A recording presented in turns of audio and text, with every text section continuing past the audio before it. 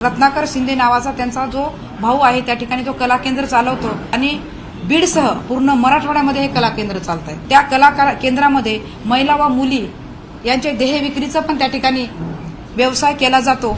ज्या वेळेस मी त्या ठिकाणी आवाज उठवण्याचा प्रयत्न केला, ज्यावेळेस त्यांच्यावर पोक्सोचे गुन्हे दाखल झाले, त्यावेळेस अंधारे नावाच्या बाईने मला त्या ठिकाणी दबाव टाकला, प्रेशराईज केलं।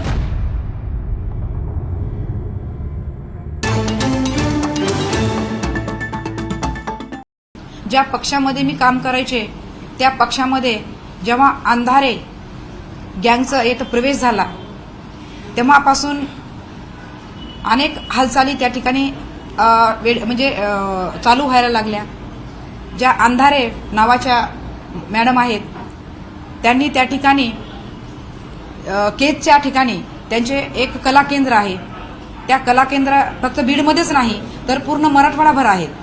त्या कला केंद्रामध्ये रत्नाकर शिंदे नावाचा त्यांचा जो भाऊ आहे त्या ठिकाणी तो कला केंद्र चालवतो आणि बीडसह पूर्ण मराठवाड्यामध्ये हे कला केंद्र चालत आहे। त्या कला केंद्रामध्ये महिला व मुली यांच्या देह विक्रीचा पण त्या ठिकाणी व्यवसाय केला जातो आणि हे व्यवसाय मी फक्त तोंडी बोलत नाही तर पाठीमागे त्यांच्यावर पोक्सोचे त्या जिल्हा प्रमुखावर पोक्सोचे गुन्हे सुद्धा दाखल आहेत।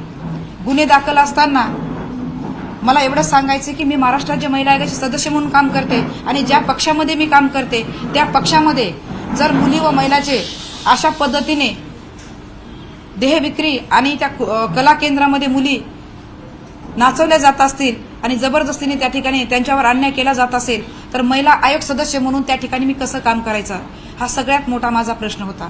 ज्या वेळेस मी त्या ठिकाणी आवाज उठवण्याचा प्रयत्न केला, ज्यावेळेस त्यांच्यावर पोक्सोचे गुन्हे दाखल झाले, त्यावेळेस अंधारे नावाच्या बाईने मला त्या ठिकाणी दबाव टाकला, प्रेशराईज केलं। तुम्ही जर या ठिकाणी अशा पद्धतीने आवाज उठवाल तर मी तुमचे पद काढील, तुम्हाला पदावरून मी दूर करेल, अशा पद्धतीने प्रेशराईज करून माझ्यासह अनेक पदाधिकारी बीड जिल्ह्यामध्ये त्यांचा त्यांनी बळी घेतलेला आहे।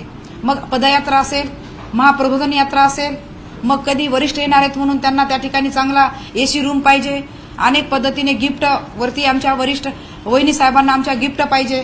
त्या गिफ्टमध्ये फार परफेक्ट आहेत। वरिष्ठांना हे गिफ्ट लागतं, वहिनी साहेबांना हे गिफ्ट लागतं आणि त्याचे पुरावे सुद्धा आहेत। मी इकडे आले म्हणून काही त्या ठिकाणी असताना जे आमच्या संबंधित सहकारी होते त्यांच्याकडून त्यांनी ते पैसे पण उकळण्याचा प्रयत्न केलेला आहे की आम्हाला हे अशा पद्धतीने वहिनी साहेबांना साडी गिफ्ट घ्यायची, अशा पद्धतीने हे करायचं आहे, अशा पद्धतीने दबाव टाकत अनेक पदाधिकारी जिल्हा प्रमुख पासून तर संपर्क प्रमुख आणि माझ्यापर्यंत अनेक त्यांनी पदाधिकाऱ्यांच्या ठिकाणी बळी घेतलेला आहे। तर या ठिकाणी ह्या सगळ्या गोष्टीला कंटाळून मी या ठिकाणी शिंदे साहेबांसोबत आणि आदरणीय नीलमताईंसोबत काम करण्याचा या ठिकाणी निर्णय घेतलेला आहे।